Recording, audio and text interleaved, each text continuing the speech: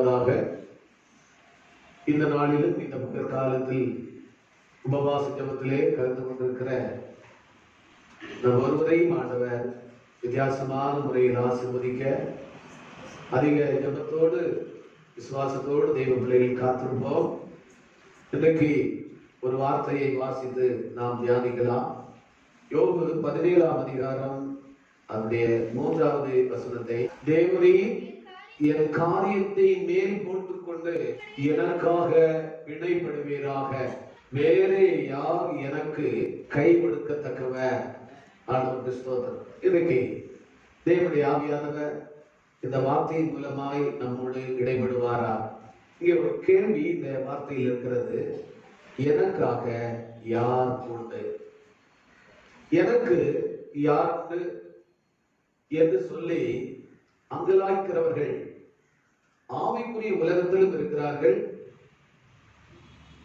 பூமிக்குரிய வாழ்க்கையிலும் இருக்கிறார்கள். ஆவிக்குரிய பிள்ளைகளுக்கும் இந்த அங்கலாய்ப்பு இருக்கிறது, உலக மக்களுக்கும் இந்த அங்கலாய்ப்பு இருக்கிறது. இந்த கேள்வி கேட்கப்படுகிற நேரம் ரொம்ப முக்கியமான நேரம். நாம் நம்முடைய நம்பிக்கையை எங்கெல்லாமோ எதிலெல்லாமோ வைத்து நம்பிக்கை இழப்புக்குள்ளே நாம் தள்ளப்படும் போது சொல்லுவோம் இல்லையா, பிடிச்ச கொம்பு இப்ப இல்ல, மிதிச்ச கொம்பும் இல்ல, எல்லா பிடியும் விட்டு நிற்கிறது, எல்லா நம்பிக்கையும் இழந்திருக்கிறோம். யாருண்டு? பெற்றோரை சார்ந்த பிள்ளைகளுடைய ஆதரவு விட்டு விடப்படும் போது தங்களை அறியாமல் கேட்கிறார், எங்களை பெற்றோர் விட்டுட்டாங்க, எங்களுக்கு யாருண்டு?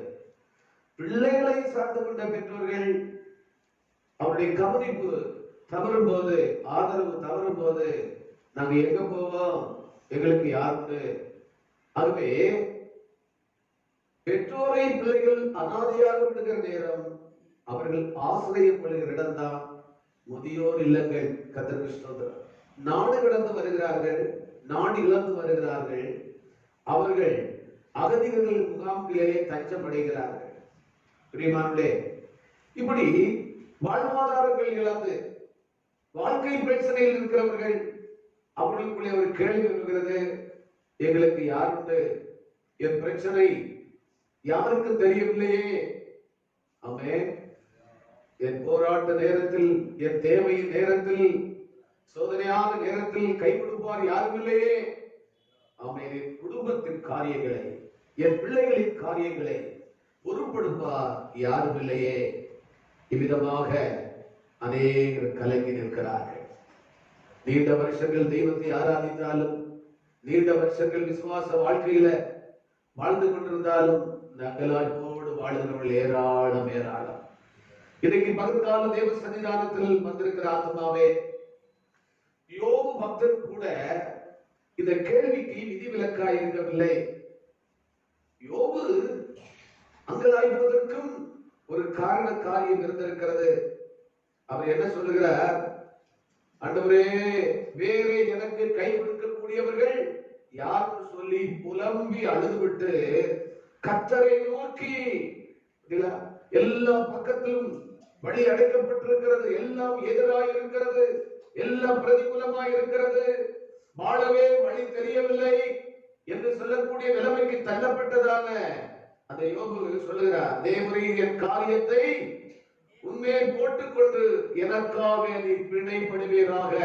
இங்கே ஒரு குற்றவாளி தவறு செய்து அந்த குற்றத்து நிமித்தமும் தண்டிக்கப்பட்டு அந்த குற்றத்தின் அடிப்படையில் அதிகமாகி அவன் தண்டிக்கப்படக்கூடிய அந்த நிலையில அவன் விடுதலை பெற்று வருவதற்கு அவனுக்கு ஜாமீன் கொடுக்கிறவர்கள் தேவை, அவனுக்கு ஜாமீன் வேண்டும்.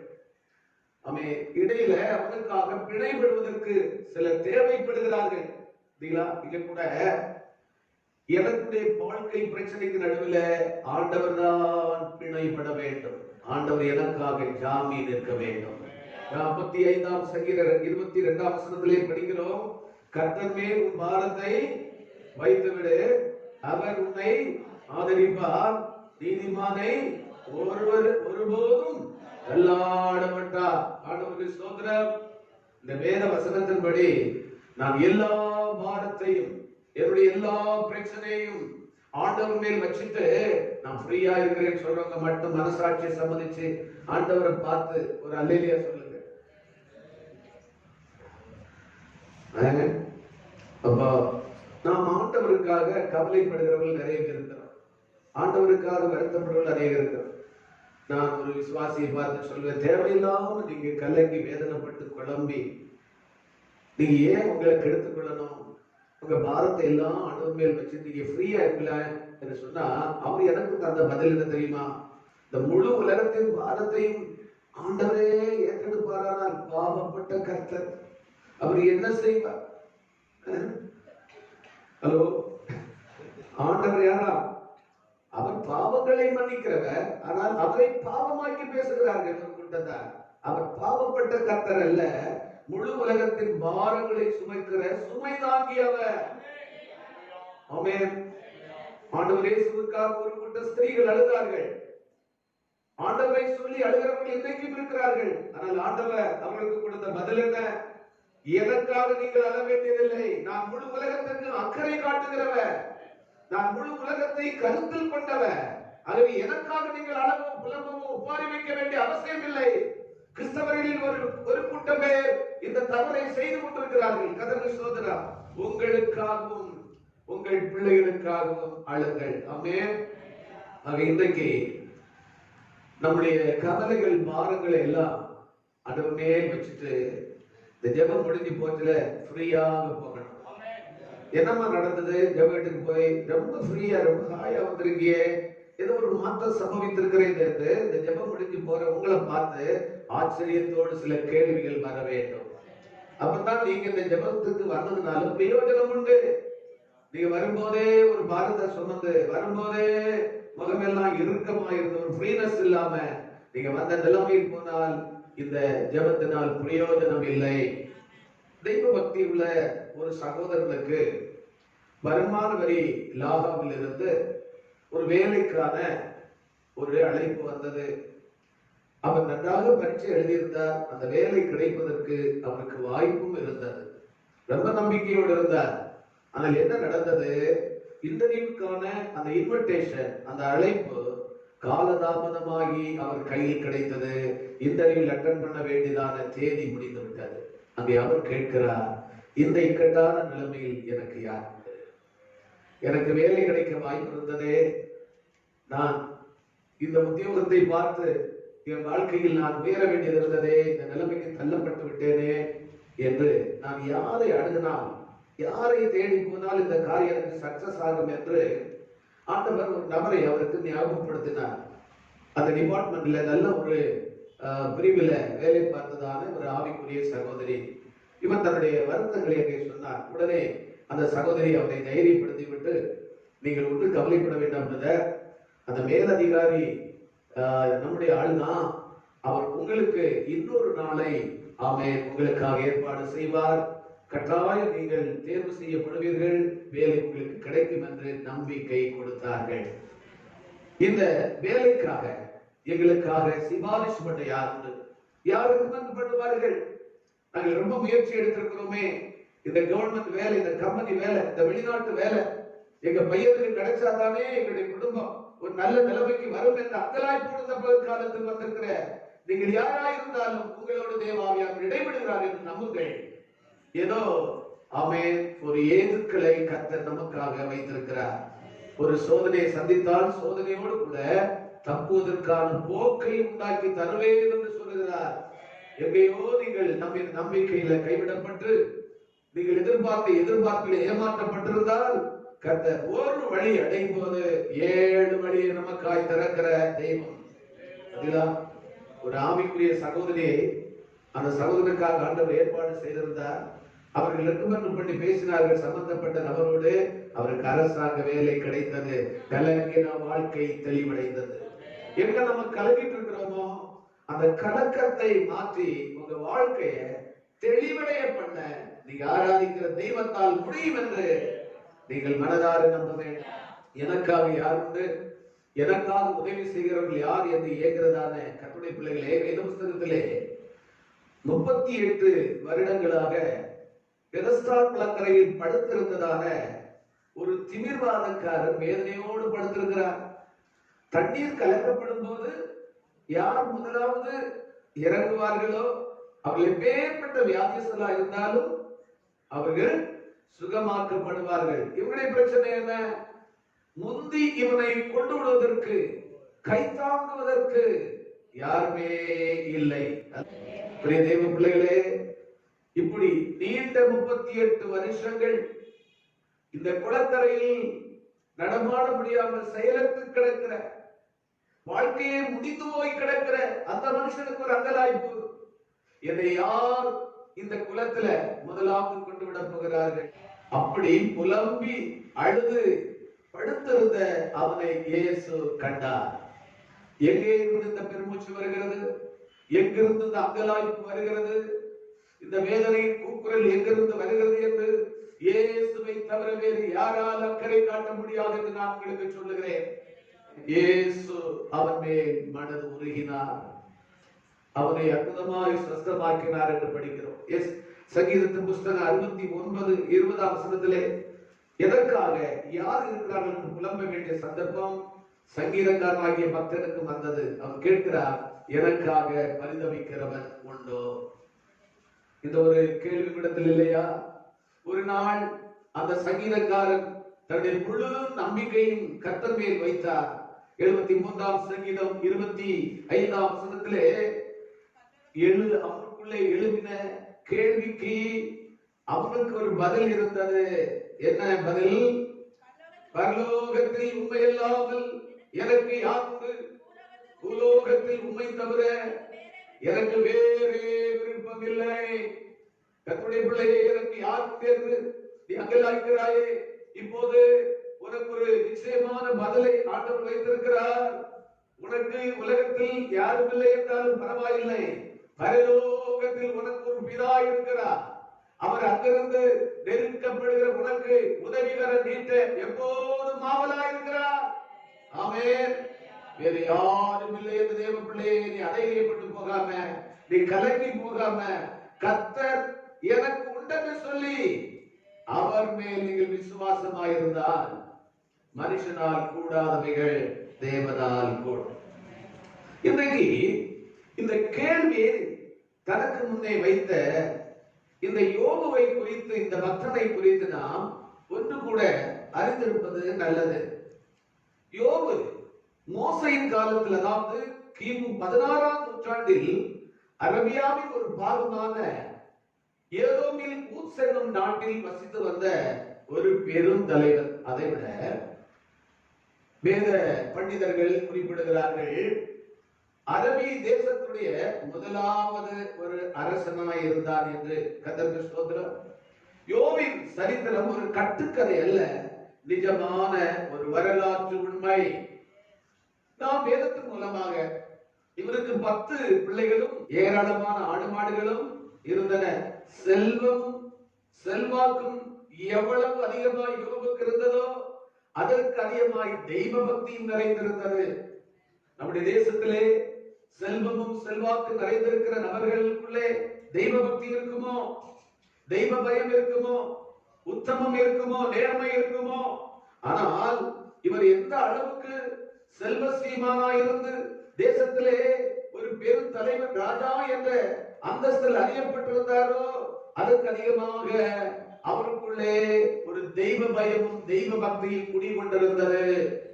இந்த இதில் ஒரு சத்தியம் படிக்கிறோம், எந்த அளவுக்கு நீங்க உயர்ந்தாலும், நீங்கள் உயர உயர வாழ்வாதாரத்துல நீங்க முன்னேற முன்னேற, ஐஸ்வர்யமும் சம்பத்தும் கனமும் உங்களில் பெருக பெருக, ஆண்டவர் நல்ல வீடு வாய்ப்புகளை தர தர, நல்ல உத்தியோகங்களை தர தர, நல்ல சம்பாத்தியங்களை தர தர, எத்தனை பேருக்குள்ளே தெய்வ பயமும் தெய்வ பக்தி நிறைந்திருக்கிறது. ஆனா நம்முடைய ஆசீர்வாதம் அநேகருடைய பொறாமைக்கு ஏதுவானது ஞானி சொல்லுகிறார். நம்முடைய ஐஸ்வர்யம் அநேகருடைய எரிச்சலுக்கு ஏதுவானது சொல்லுகிறார். சமூகத்திலே மற்றவர்களை விட நம்ம ஒரு உயர்ந்த நிலையில் இருந்தால் இந்த உலகம் பொறுத்துக் கொள்வதில்லை, தாங்கிக் கொள்வதில்லை. குடிக்க முடியாட்ட கவிழ்த்து விட என்று சொல்லுகிற உலகத்துல தான் நம்ம வாழ்ந்திருக்கிறோம்.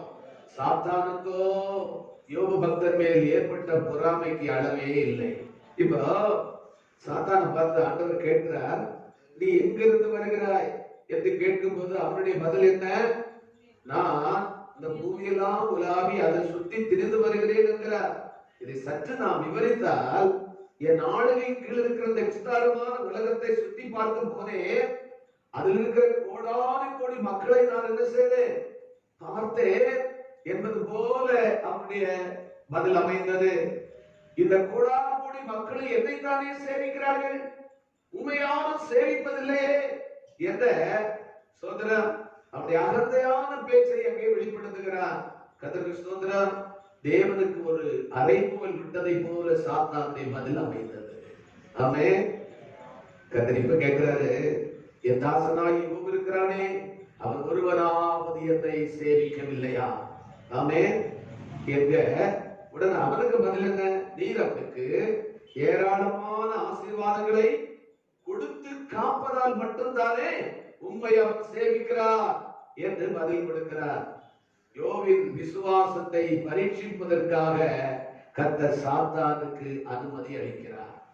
எங்கே ஆண்டவர் நம்மை ஒரு பரீட்சைக்கு நம்மை ஒப்பு கொடுக்கிறாரோ, ஆண்டவர் பரீட்சை நடத்தினால் பாஸ் பண்ண எத்தனை பேரால் முடியும்? ஆமென். நீங்கள் விசுவாசம் உள்ளவர்களோ என்று உங்களை நீங்களே சோதித்து பாருங்கள். நீங்கள் பரீட்சைக்கு நில்லாதவர்களாயிருந்தால் அறிவீர்கள். நல்ல கவனிக்கணும். நல்ல விசுவாசிகளுக்கும் ஆமென் என்ன உண்டு? சோதனை. ஒருவர் சொன்னார், பரீட்சையில் கெட்டிக்காரன் யார், பெஸ்ட் ஸ்டூடெண்ட் யாருக்கு? பரீட்சையில் படிப்பாளியே அறியலாம். சோதனையில் பரீட்சையில் நல்ல ஒரு விசுவாசி யார் என்றும் தெரியலாம். கொந்தளிப்பில் திறமையான மாலுமி யார் என்றும் அறியலாம். காற்றின் போக்கிலே திறமையான ஒரு மாலுமி கப்பலை விட்டுவிட மாட்டார். அவன் அதை கட்டுப்படுத்த நல்ல மாலுமியால் முடியும். ஆக நீங்க கவனிச்சீங்கன்னா, இங்கே யோபுவை சாத்தானுடைய பரீட்சைக்கு ஆண்டவர் அனுமதிப்பதற்கு காரணம் என்ன? எப்பேற்பட்ட சோதனையையும் என் தாசனாகிய யோபு வென்று வருவார், ஜெயித்து வருவார். விசுவாச பரீட்சையிலே அவன் தோற்று போக மாட்டான் என்று ஆண்டவர் தன்னுடைய பக்தனை பற்றி அறிந்திருந்தார். 10 மக்களும் ஒரே நாளில் மரிக்கிறார்கள். 10 பிள்ளைகளுடைய டெட் பாடி வரிசையாக அடுக்கி வைக்கப்பட்டிருக்கிறது. இதை கற்பனை பண்ணி பார்க்க முடிகிறதா? நமக்கு அருமையான ஒருவரை இழந்தாலே எத்தனை வார்த்தைகளால் வசைபாடுகிறோம், ஆண்டவருக்கு விரோதமாய் பேசுகிறோம், ஆண்டவரை குற்றம் சொல்லுகிறோம், ஆண்டவரை மறுதலித்து போகிறோம். ஒரே நாளில் 10 மக்களை சாக கொடுத்து அந்த பிணங்கள் வரிசையாக அடுக்கி வைக்கப்பட்டிருக்கிறது. ஆடு மாடுகளை கொள்ளைக்காரர்கள் கொண்டு போகிறார்கள். யோபின் சரீரத்தை குஷ்டரோக மாதிரியான ஒரு கொடிய வியாதி பிடித்திருக்கிறது. இந்த நிலையிலும் யோபு சிந்திக்கிறார். இந்த நேரத்தில் தான் யோபு சிந்திக்கிறார், எவ்வளவு நல்ல பக்தனையும் எவ்வளவு நல்ல விசுவாச வீரரையும் சோதனை கொஞ்சம் அல்லாட வைத்துவிடும் அல்லவா? அவருக்குள்ளே ஒரு கேள்வி எழுப்புகிறது.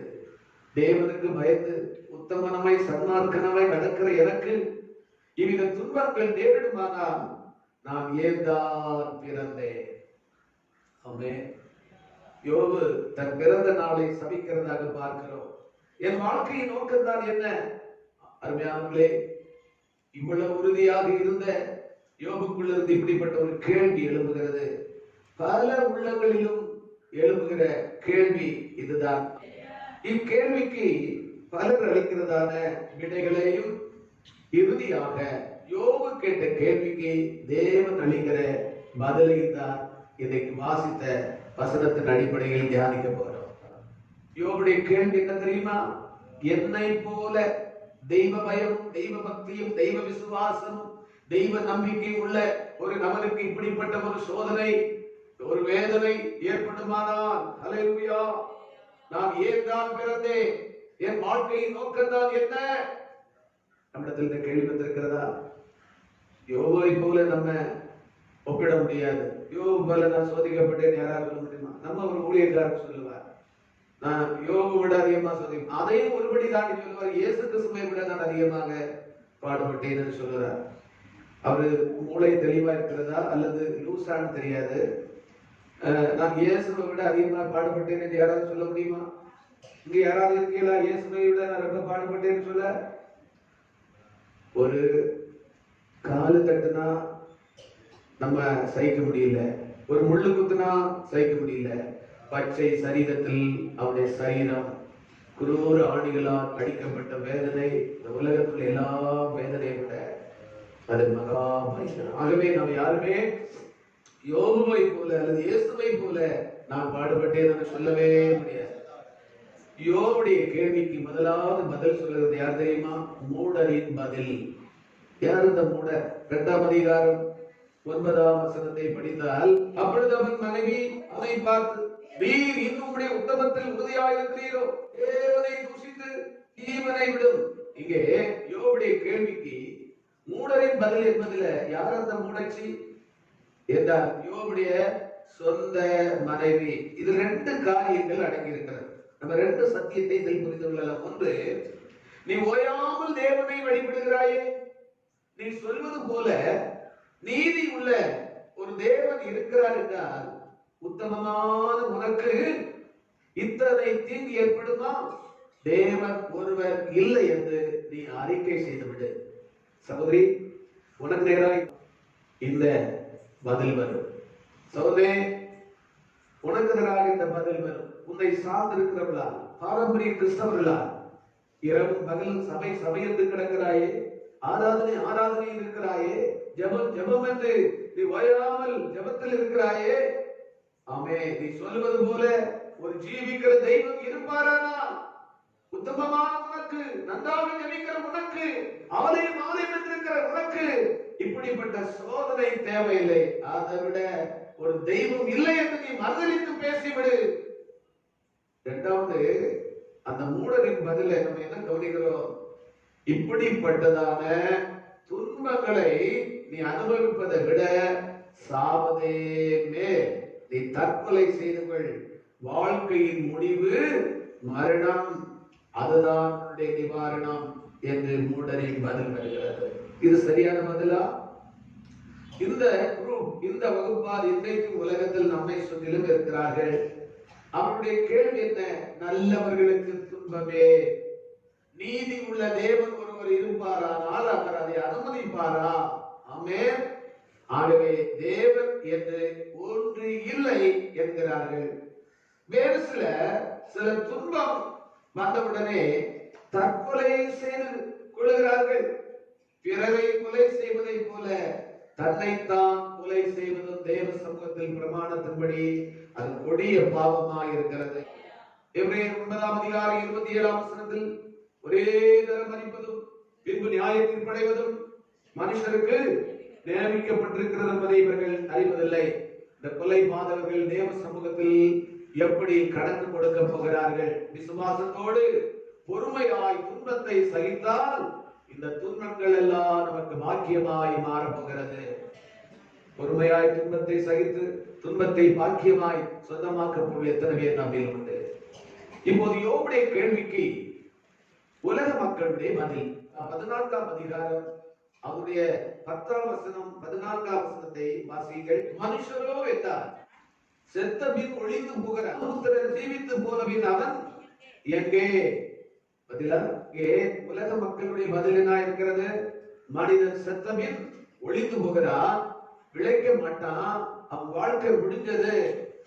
ஆகவே உயிரோடு இருக்கும் போது எவ்விதமேனும் பணத்தை தேட வேண்டும், ஆஸ்தியை சம்பாதிக்க வேண்டும், உல்லாசமாய் உண்டு உடுத்தி சுகபோகமாய் வாழ வேண்டும் என்கிறார்கள்.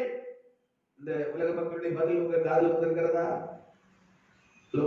ஒரே ஒரு வாழ்க்கை, இந்த உலக வாழ்க்கையில நீ தெய்வ பக்தியாய் வாழ்வதை விட சுகபோக வாழ்க்கை வாழ்ந்து விடு. ஆமென். யோபு 21:23-26 வரை வேதம் அதுக்கு பதில் தருகிறது. ஆனாலும் மனிதனே, நீயும் அழிவாய், உன் ஆஸ்தியும் அழியும், நீ மறித்து உன் உடல் மண்ணிலே வைக்கப்படும் போது உனக்கும் ஒரு தரித்திரனுக்கும் வித்தியாசம் இல்லை. நீ உன் தெய்வத்தை மறந்து எத்தனை தான் ஆஸ்தியை சேர்த்தாலும் கோபாக்கரின் நாளிலே என்ன செய்வாய் என்று வேதம் கேட்கிறது. ஆகையால் கண்டதே காட்சி, கொண்டதே கொள்கை, தேகமே ஆத்துமா, போகமே மோட்சம் என்கிற சித்தாந்தத்தை நாம் நம்மை விட்டு அகற்ற வேண்டும். அல்லேலூயா, அல்லேலூயா.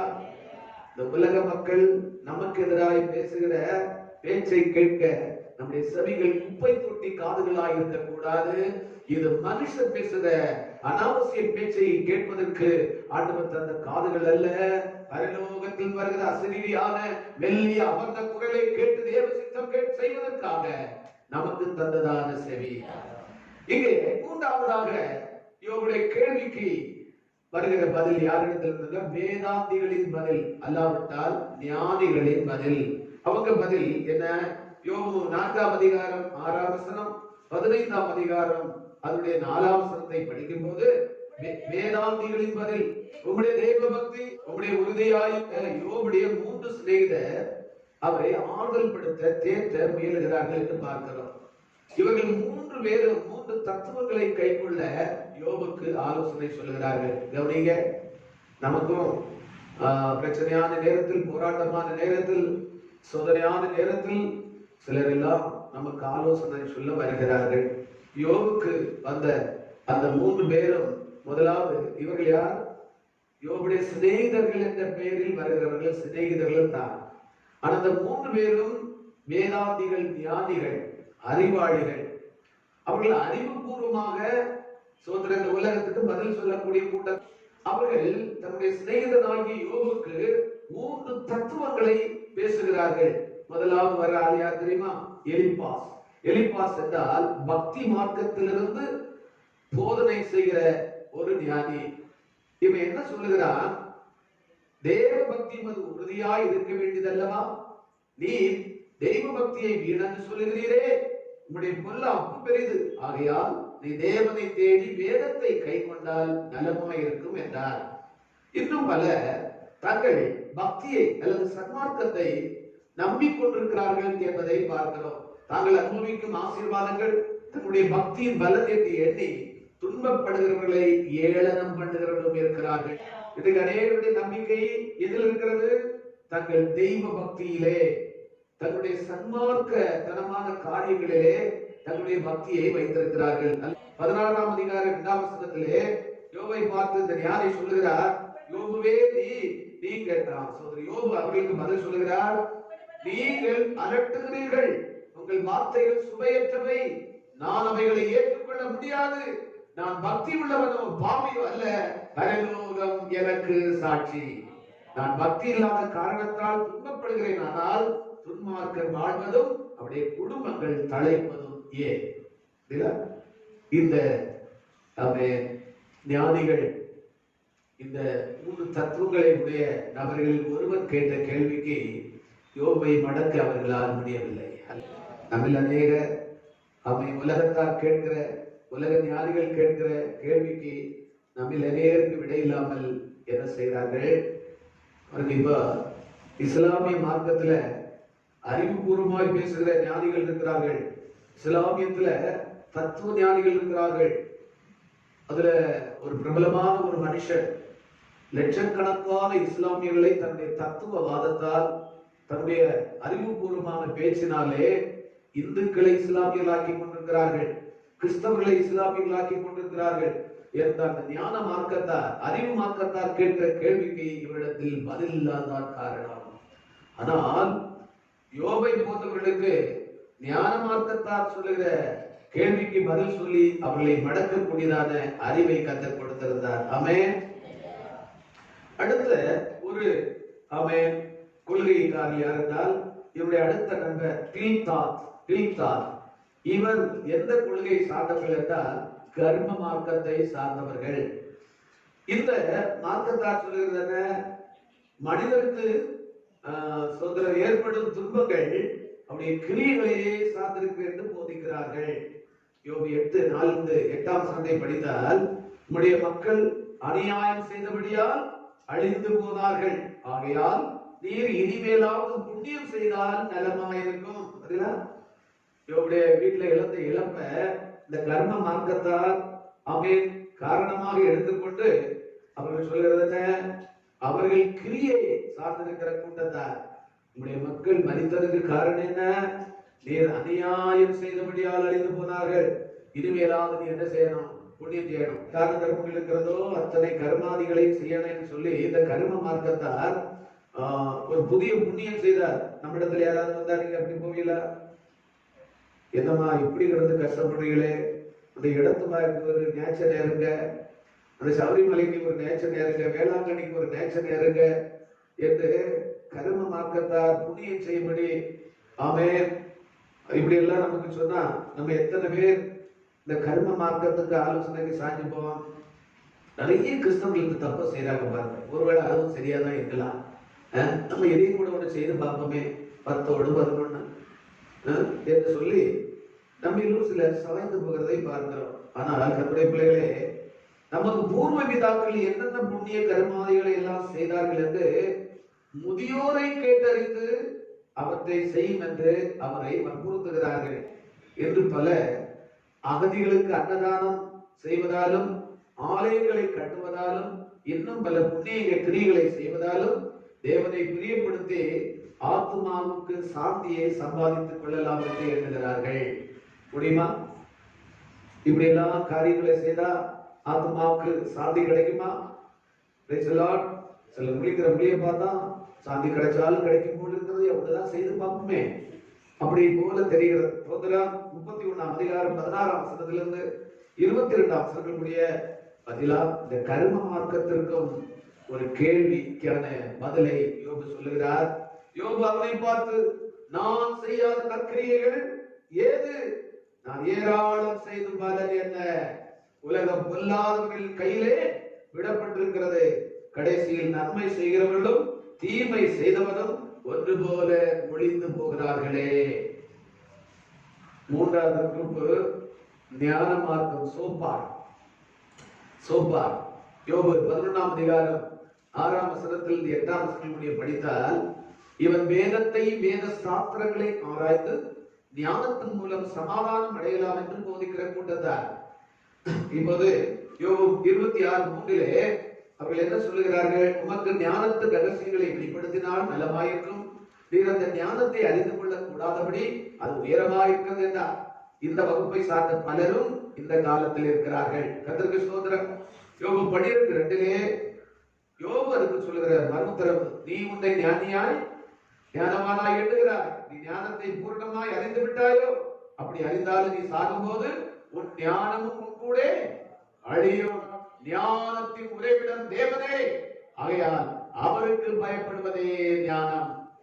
12ஆம் அதிகாரம் 3ஆம் வசனத்திலே யோபு சோப்பார் குரூப்புக்கு பதில் சொல்லுகிறார், உங்களை விட அதிக ஞானம் எனக்கு உண்டு, நான் ஏன் துன்பப்படுகிறேன்? 21ஆம் அதிகாரம் 7ஆம் வசனத்தில் 15ஆம் வசனங்களுடைய படித்தால், தெய்வீக ஞானத்தை முற்றிலும் அசட்டை பண்ணுகிறார்களே, அவர்கள் நன்றாய் வாழ்வது ஏன்? கர்த்தருக்கு பயப்படுவதே ஞானம், அவரை அறிகிற அறிவே புத்தி. அப்படியானால் கர்த்தரை அறிகிற அறிவை அடையாதவர்கள் கேட்கிற கேள்வி பாருங்க. அப்படியானால் ஞானத்தை அசட்டை பண்ணுகிறார்களே, அவர்கள் நன்றாய் வாழுகிறது ஏன்? அல்லேலூயா. அப்படித்தானே? சுற்றிலும் இயேசுவை அறிகிற அறிவு இல்லாம, ஆண்டவரை பற்றி ஞானம் இல்லாம வாழுகிறவங்க நம்ம சுற்றி நல்லா இருக்குமா? நம்ம ஆண்டவரை அறிஞ்சு சொல்லிட்டு ரொம்ப சங்கடத்துக்குள்ள இருக்கிறோம், தரித்திரத்துக்குள்ள இருக்கிறோம், வறுமைக்குள்ள இருக்கிறோம். ஆனா தேவனை அறியாதவர்கள் நன்றாய் இருக்கிறார்களே என்று பதில் சொல்லுகிறார். இறுதியாக இந்த யோபுடைய கேள்விக்கான பதிலை ஆவியானவரின் பதிலாக காண்கிறோம். யோபுடைய 3 நண்பர்களாகிய தத்துவ ஞானிகள் பதில் சொல்லி ஓய்ந்த பின்பு ஒருவர் வருகிறார். அவன் பெயர் எலிவு. எலிவு என்றால் அவரே என் தேவன். எல்லாம் கையை காட்டி சொல்லுங்க, அவரே என் தேவன், அவரே என் தேவன். இப்போ நம்முடைய உள்ளத்தின் உள்ளறையில் எழும்புகிற 1000 10,000 எல்லா கேள்விக்கும் உலகத்தில் நமக்கு இதுவரைக்கும் விடை இல்லை. எலிவு என்றால் அவரே என் தேவன். அவன் தகப்பன் பெயர் பரகேல். இந்த பரகேல் என்றால் தேவனுக்கு முன்பாக முழங்கால்களை முடக்குகிறவன். ஆமென்.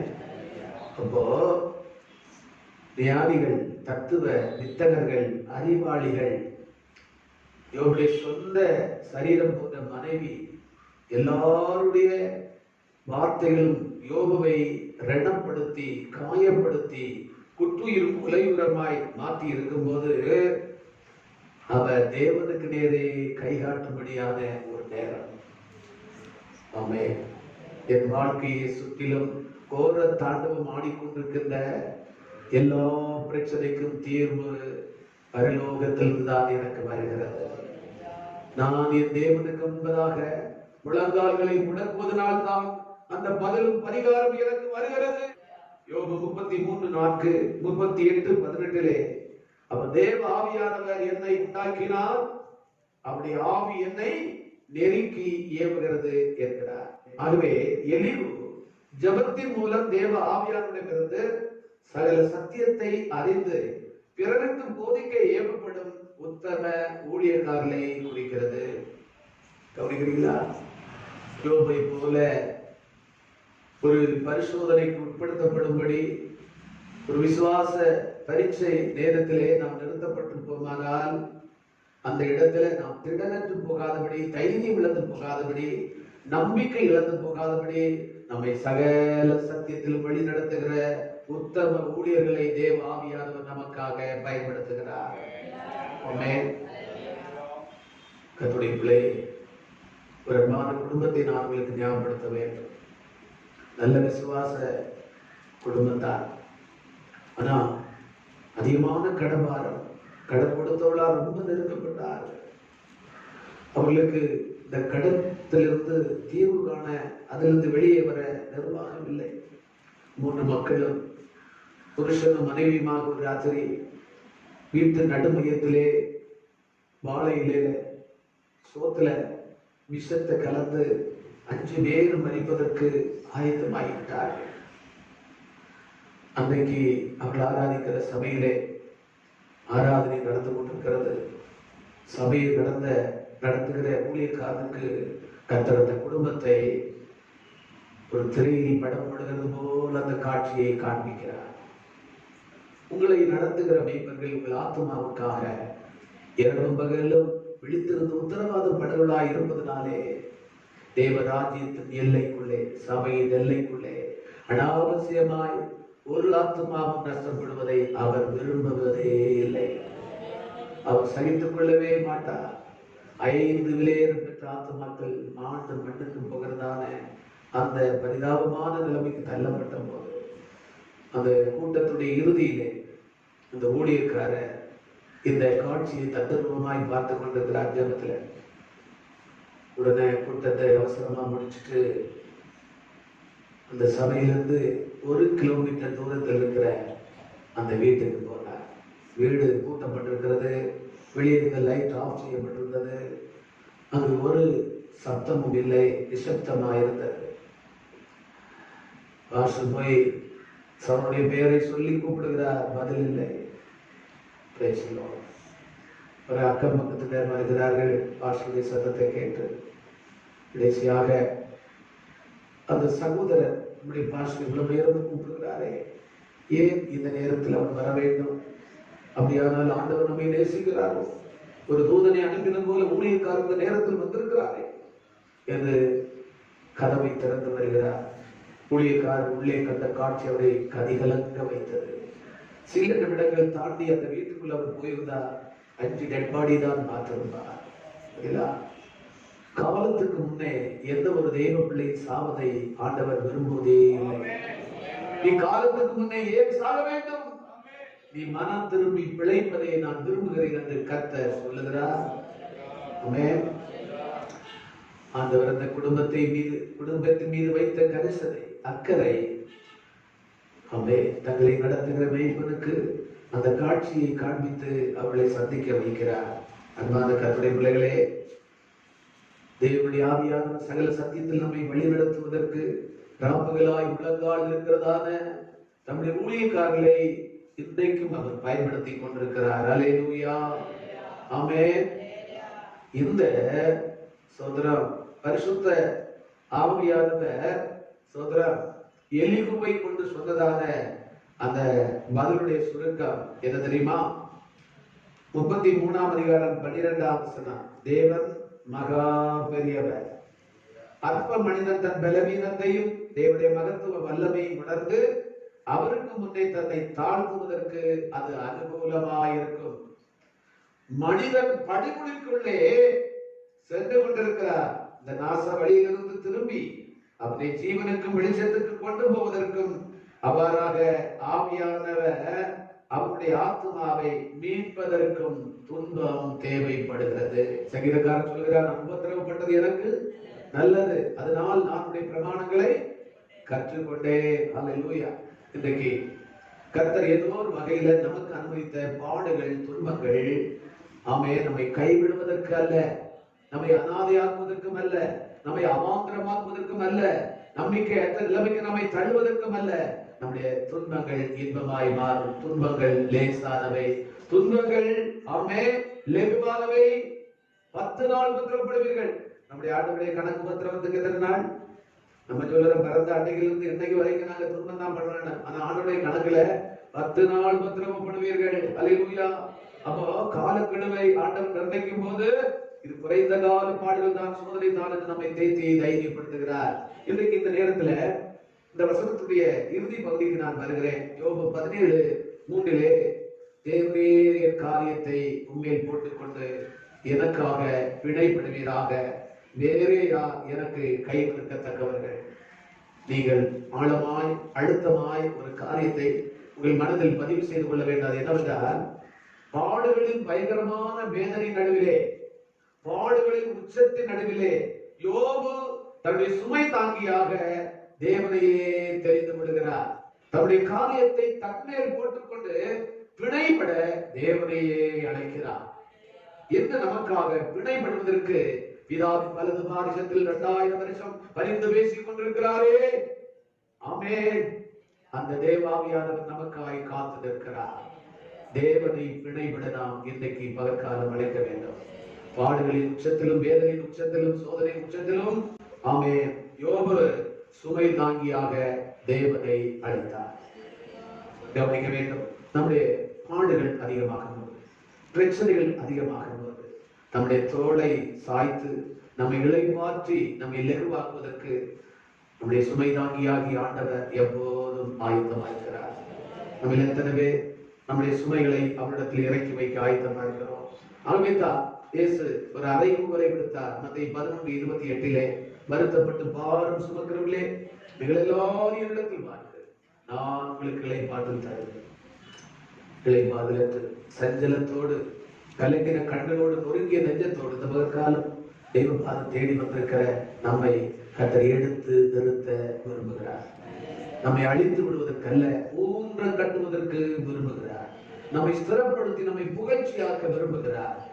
எல்லாரும் நம்முடைய முழங்கால்களையும் முடக்கி, கர்த்தாவே எனக்காக யார் உண்டென்று அங்கலாக்கிற எனக்கு நீரே பதிலாகும், நீரே பரிகாரியாகும் வந்திருக்கிறீர் என்று நான் விசுவாசிக்கிறேன். என் துன்பங்கள் இன்பமாய் மாறுகிற ஒரு வேலைக்காக நான் காத்திருக்கிறேன். பாடுகள் வேதனை நடுவில் இருந்து நிரந்தர தீர்வு காண்பதற்கு நான் வாஞ்சித்து வந்திருக்கிறேன். ஒரு பழைய பாடல் நம்மை ஆறுதல் படுத்தி தைரியப்படுத்துகிற இந்த பாடல் வரிகள் நமக்கு பரலோக ஆசீர்வாதமாகும். நம்முடைய காதுகளில் தொனிக்கட்டும்.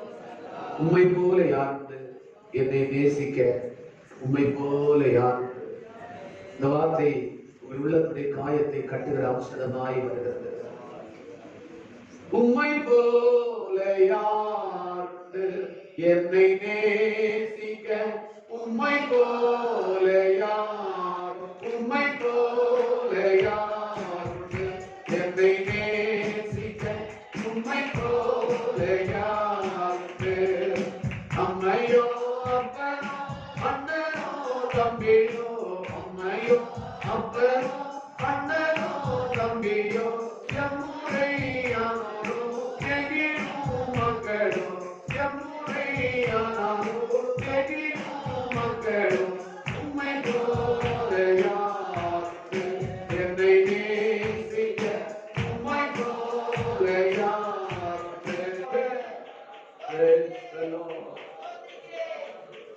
காலம் என்னை விசாரிக்க யாரும் இல்லை, என் நிலைமை அறிவார் யாரும் இல்லை. நான் சந்தித்திருக்கிற இக்கட்டில் என்னை கை தூக்குவதற்கு யாரும் இல்லை.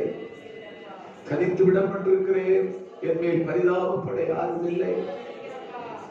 அங்கலாய்க்கிற ஆத்மாவே, தேவனுடைய ஆவியானவர் இன்னைக்கு அசைக்கப்பட்டு போவேனோ, விசுவாசத்தை விட்டு விடுவேனோ, சோதனையில் எனக்கு ஜெயம் கிடைக்குமோ, என் வாழ்க்கை இவ்வளவு தானோ என்று புலம்பிக் கொண்டிருக்கிறவனோடு பேசியிருக்கிறார்.